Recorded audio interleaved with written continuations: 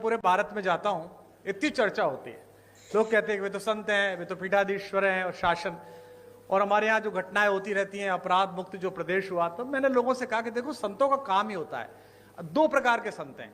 एक संत वो हैं जिनसे सज्जन व्यक्ति मिलता है और मिलते ही मोक्ष को प्राप्त करता है।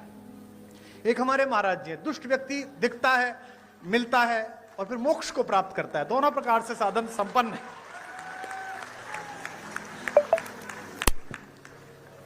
और आवश्यक भी है, क्या करें, देश ऐसी स्थिति में आ गया है, पहले डॉक्टर्स RX लिखते थे, वो RDX लिखने लगे हैं, क्या करेंगे आप।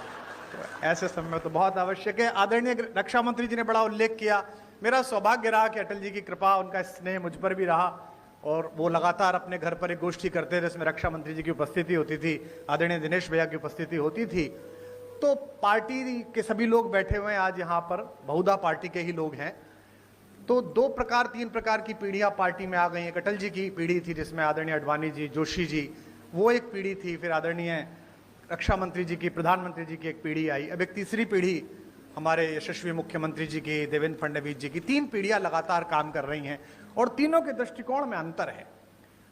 अटल जी कहते थे कि आपके घर पर कोई कूड़ा फेंके तो आप स्वयं साफ कर दो। मोदी जी की, राजनाथ जी की पीढ़ी कहती है कि आपके घर पे कूड़ा फेंके तो आप उससे ही साफ कराओ। और मुख्यमंत्री जी की पीढ़ी कहती है कि आपके घर पर कोई कूड़ा फेंके तो आप कूड़े को भी साफ करो। आप में से कुछ कम लोग समझे, इसके लिए मैं आपका आभारी हूं।